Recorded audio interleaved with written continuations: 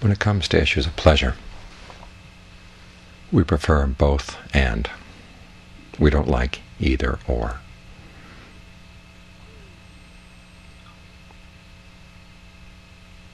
The more ways we can find pleasure, the more types of pleasure we can find, the better.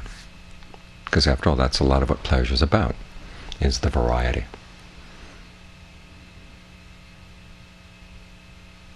And we don't like the idea that we would have to be stuck on one particular type of pleasure, or that we have to abandon some of the things we already like for the sake of something we also like. We want to have it all. As the Buddha once said, that even if it rained gold coins, we wouldn't have enough for people's sensual pleasures, sensual desires. We always want more and more. And we tend to be pretty stupid about the issue of pleasure. Psychologists who've looked into the matter have shown that many times people know the drawbacks of a certain activity, and yet they still go back to it again and again and again, even when they know they have better things to do, more lasting, more solid forms of pleasure. There's some that they just really are attached to.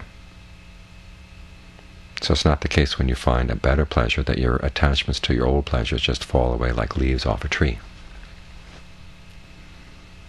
There's a tendency in the mind to just keep wanting more and more of the stuff we've already had a good experience someplace with.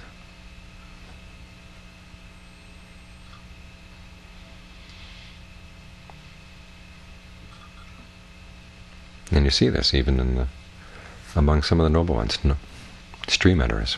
The Buddha has to counsel them to be heedful. That was his last instruction. All the monks gathered at the Buddha's passing away, the least advanced, were stream enterers, and still the Buddha had to counsel them to be heedful. And there are other places in the canon where it points out that even a stream enterer can be heedless. After all, there's a sense that, okay, you know there's a deathless. There's a sense of security that comes from that. You only have, at most, 7 more lifetimes, and they're all going to be human lifetimes. And it's possible for a stream enterer to become complacent, to say nothing of people who've experienced jhana, or right concentration. Just the fact that you have a really refined pleasure in right concentration doesn't mean that you automatically let go of your attachments to other things, other forms of pleasure. Again, the principle of both and applies here. People want to enjoy their concentration and all the other pleasures they've managed to gather up in the course of their lives. This is why we also need discernment, to point out that there are a lot of areas where it's either or, and particularly to see the drawbacks of a lot of the old pleasures that we've been wallowing in. One, we don't like to be told that we've been engaging in harmful or unskillful behavior. And secondly, the mind has an incredible tendency to put up walls, to screen out the negative sides of our pleasures. Because after all, we like our pleasures so much, we don't acknowledge the fact that they have their drawbacks.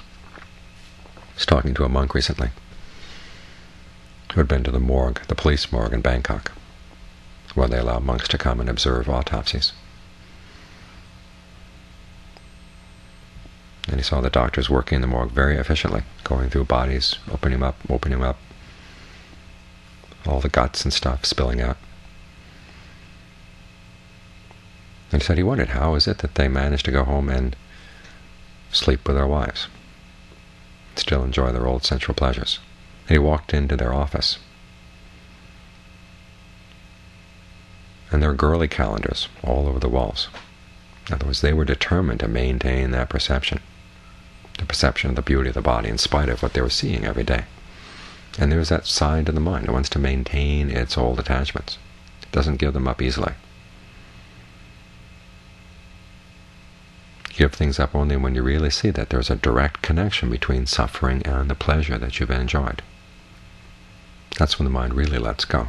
And this is the duty of discernment, to see the drawbacks of these things.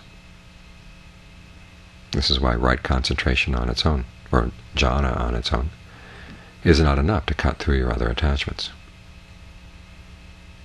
Because simply the fact that you can sit here and be very blissful, very equanimous, doesn't mean on its own that you're going to see the connections between unskillful pleasures and their negative side. That requires an act of determination. You really have to be heedful to remind yourself it's either or. You have to work at developing this strength of discernment. I mentioned this morning that passage in Ajahn Chah where he talks about knowledge of the three characteristics. Not as a truth, not as a form of discernment. He says this strength. He refers to the knowledge as a strength. And that's what it is. It gives you a place to step back from your attachments, where you can stand outside them and really look at them. Because for the most part we just jump into our attachments, jump into our pleasures, and totally lose perspective. And because they slosh around, we get sloshed around as well.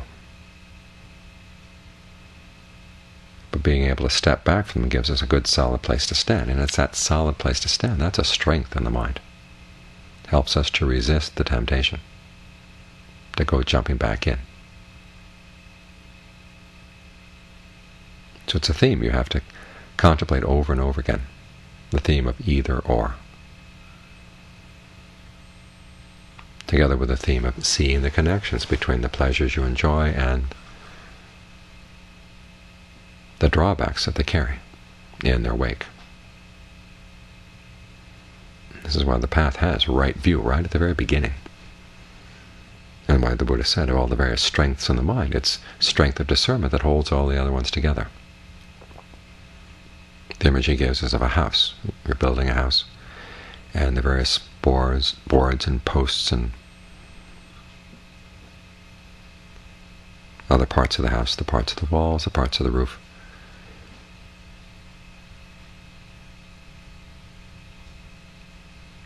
it's that board across the top of the roof. That's what, once that's in place, then everything else gets held together.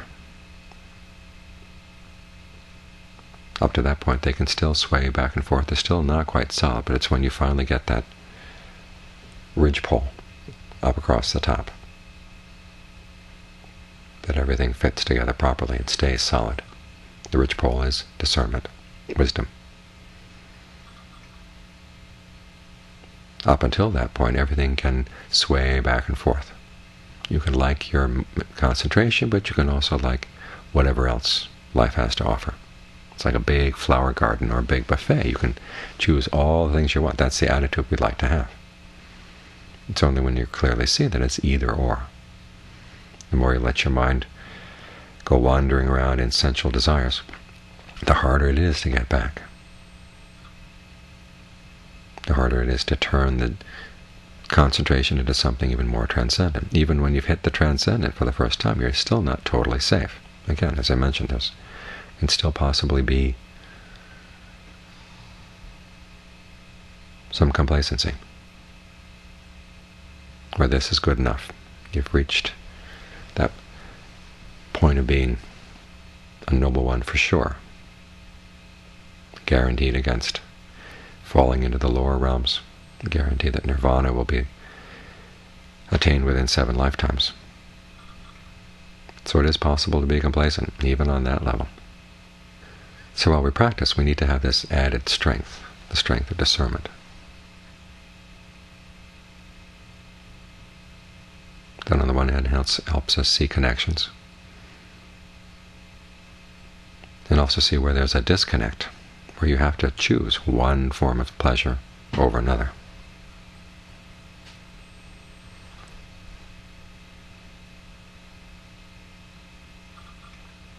It's that passage in the Dhammapada that when you see a greater form of happiness that comes from abandoning a lesser form of happiness, you will. The wise person abandons the lesser form for the sake of the greater. No, it's only the wise person who does that. Someone who once translated this verse and said, this couldn't possibly be the meaning. It is so obvious. Everyone does this. Well, no, very few people do this. Very few people see that it's an either-or. They want the both and. It's because we're so stupid around pleasure. Sometimes we intentionally make ourselves stupid. We don't want to see the connection between our pleasures and their drawbacks. We don't want to see the way one pleasure fights with another, is inconsistent with another.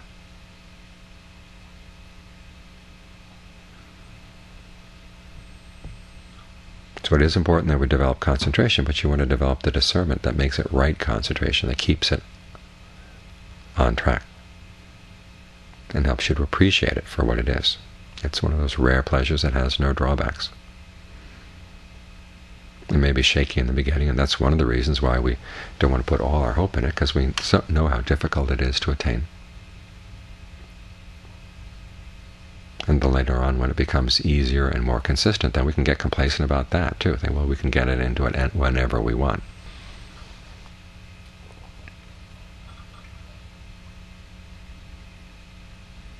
So you have to develop the discernment, the strength in the mind that can help overcome both forms of complacency, both attitudes that make you want to have a both and.